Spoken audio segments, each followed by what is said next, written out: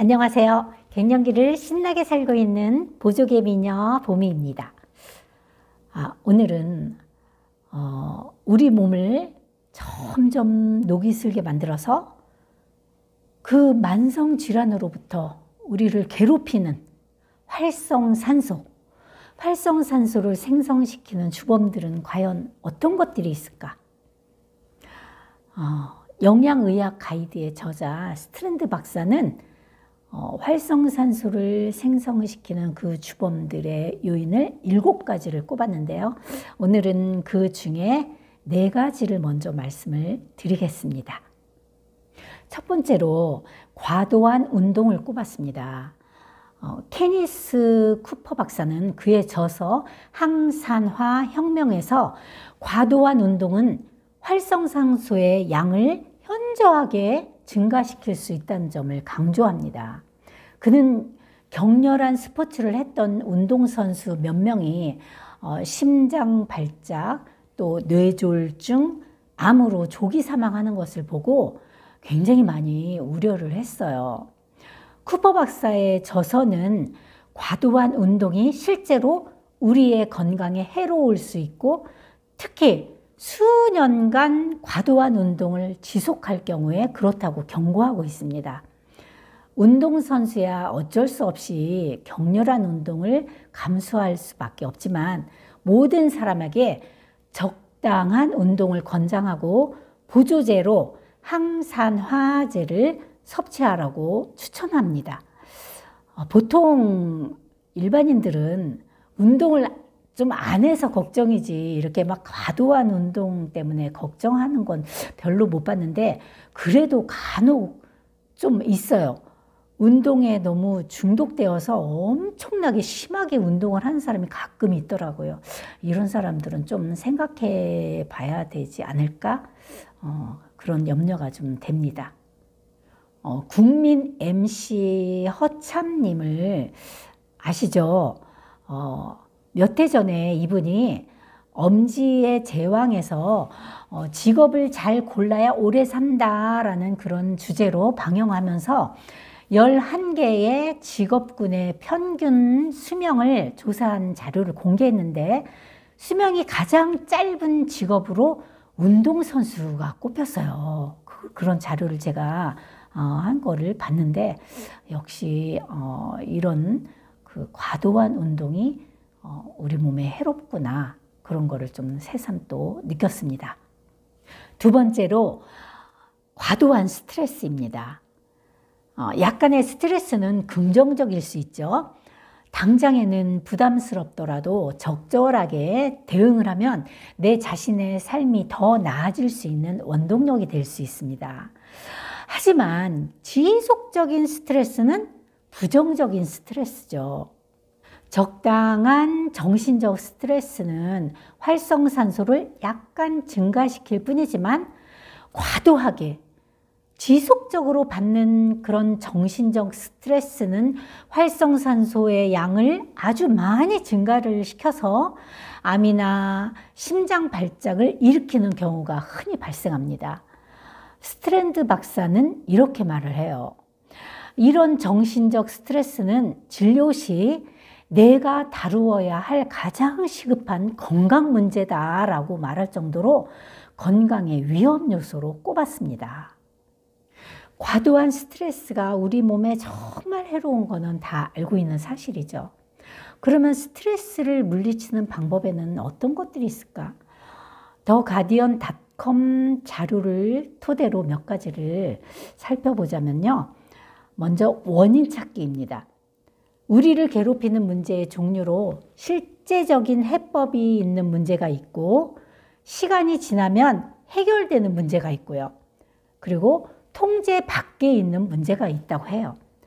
스트레스 원인을 알아낸 다음 첫 번째 초점을 맞추고 나머지는 무시하는 수밖에 없다고 말을 합니다.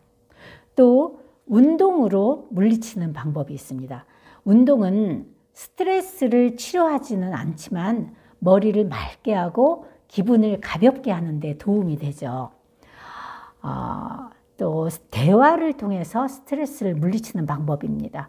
친구와 속 깊은 대화를 나누다 보면 생각지도 못한 해법이 튀어나올 수가 있으니까 당장에 친구에게 전화를 하라 이렇게 조언을 합니다. 그 다음에 또 스마트폰을 절제하라고 해요. 스마트폰 사용을 하지 않는 생활은 이제 불가능하니까 적어도 잠들기 1시간 전이라도 손에서 놓으라고요. 압박감을 주는 것을 중단하고 당장에 탕에 물을 받아서 목욕을 하고 숨을 골라보자 이렇게 또 스트레스 푸는 방법을 말을 합니다. 그 밖에 명상을 하고 건강식으로 식사를 잘 하라고 합니다. 기분은 무엇을 먹는가에 따라서 영향을 크게 받으니까 건강한 식사 중요합니다. 활성산소를 생성시키는 주범 중에 3번째로 대기오염을 꼽았습니다. 대기오염은 우리의 폐와 몸에서 산화 스트레스를 일으켜가지고 우리 몸을 녹슬게 만드는 주요 원인이라고 합니다. 저희 집에서 창문을 이렇게 내다보면 몇 해 전부터 이렇게 보이던 건물들이 이제는 오염된 그 대기로 잘 볼 수가 없는 것을 요즘 많이 느끼거든요. 그만큼 대기 오염이 갈수록 심해지고 있습니다. 독성 물질에 날마다 노출되면 건강에 중대한 영향을 줍니다. 대기 오염은 천식, 만성 기관지염, 또 심장 발작과 심지어 암의 원인으로 지적되고 있어요. 더 이상 말할 필요도 없이 우리가 들이마시는 그런 공기의 질이 우리의 건강을 좌우하는 거죠. 대기오염을 이렇게 만든 것은 다 우리의 잘못입니다. 지구를 살리는 운동에 좀 더 관심을 가져야겠어요.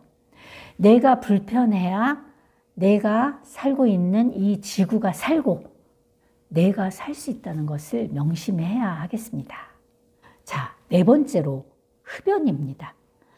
우리는 건강에서 가장 위협하는 존재로 스모그나 화학물질이라고 말하지만 우리 몸에 산화 스트레스를 유발하는 그 최대의 물질은 담배 연기라고 합니다. 흡연은 거의 모든 질환의 주요 발병 원인으로 꼽힙니다.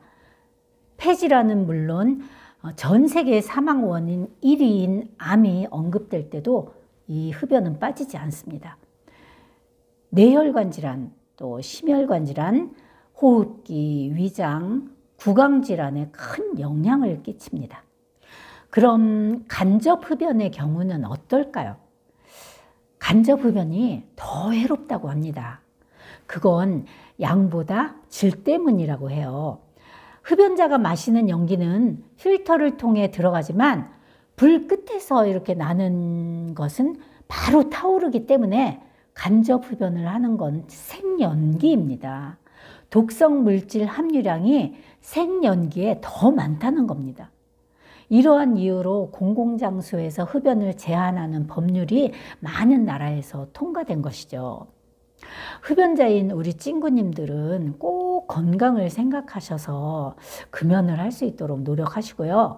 어쩔 수 없이 흡연을 할 때는 나로 인해서 다른 사람에게 심각한 피해를 주지 않도록 흡연 예절을 좀 지켜주셔야 되겠어요. 오늘은 여기까지 하고요. 다음 시간에 마저 나머지 것들을 말씀을 드리겠습니다. 네, 또 영상에서 봬요. 안녕.